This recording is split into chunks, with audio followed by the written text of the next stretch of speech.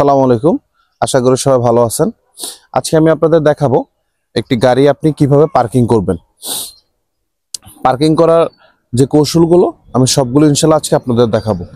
আমার পার্কিং স্থানটা হচ্ছে এই জায়গাটা, ঠিক আছে। আমি গাড়িটা আপাতত এখানে রাখছি। আমার আমি এই জায়গায় ইনশাআল্লাহ গাড়িটা পার্কিং করব। তো পার্কিং করতে হলে গাড়ি কতটুকু কাটতে হবে, ডানে কতটুকু বামে কাটতে হবে, আমি পুরোটা বিষয় আপনাদের সাথে ইনশাআল্লাহ ক্লিয়ার করব। আশা করি পুরো ভিডিওটা আমার সাথে থাকবেন।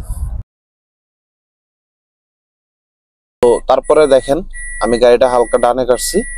আপনি দুপাশে লুকিং গ্লাস গুলো খেয়াল করবেন।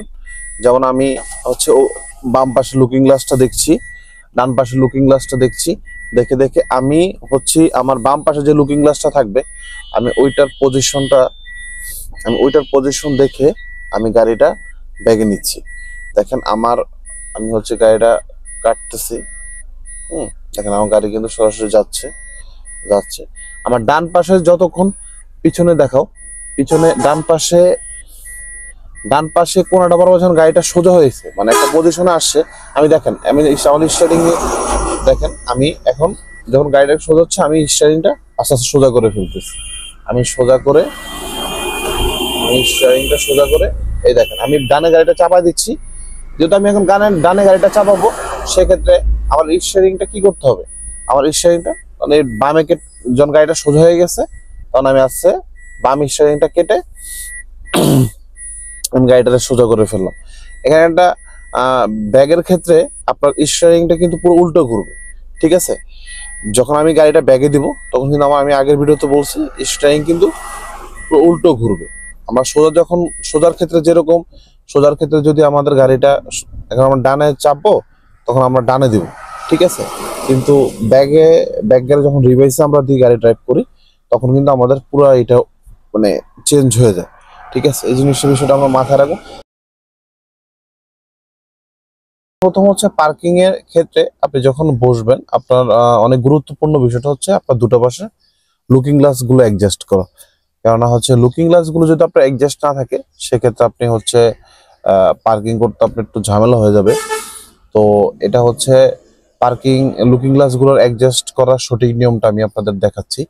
তা হচ্ছে এই যে দেখেন পুরো লুকিং গ্লাসটা মূল মানে ভিউটা থাকবে কিন্তু এই আপনার ধরেন 100-এর মধ্যে 70% থাকবে বাইরে, আর 30% থাকবে মানে গাড়ির বডি নিয়ে, গাড়ির হাতলটা নিয়ে, মানে চাক্কা হালকা মানে মাঝামাঝি পর্যন্ত, ঠিক আছে।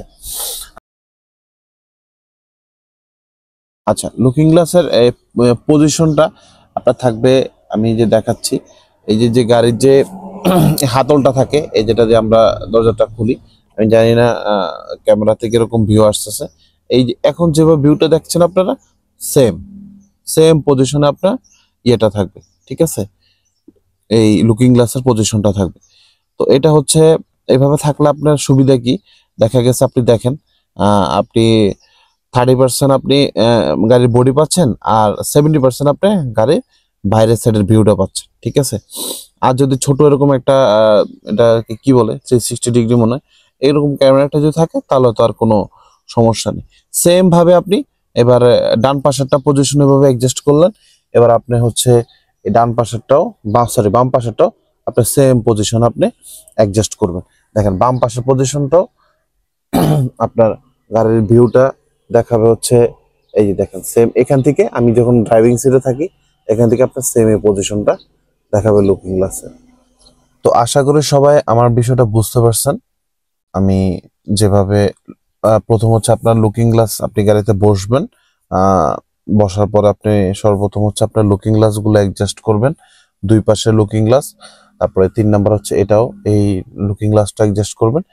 তার পরবর্তীতে আপনি লুকিং গ্লাসটা দেখেই আপনি হচ্ছে গাড়ি আপনার পজিশন মতোই আপনি কেটে ঢুকাবেন। তো আশা করি সবাই বুঝতে পারছেন। আর যদি কোথাও কোনো ভুল ত্রুটি থাকে ক্ষমা করবেন। আর যদি কারো কোনো কিছু নতুন জানার থাকে আমাকে অবশ্যই জানাবেন। আমি ইনশাল্লাহ প্রতিটা পার্ট বাই পার্ট ভিডিও দেওয়ার চেষ্টা করব। আর হচ্ছে অলরেডি আমার চ্যানেলে একটা ফুল কোর্স, ড্রাইভিং এর ফুল কোর্সের একটা ভিডিও আপলোড আছে, ঠিক আছে। তো আপনারা চাইলে দেখে আসতে পারেন, আশা করি অনেক কিছু ইনশাল্লাহ জানতে পারবেন। তো এতক্ষণ আমার সাথে থাকার জন্য অসংখ্য ধন্যবাদ সবাইকে। ভালো থাকবেন সবাই। আসসালামু আলাইকুম।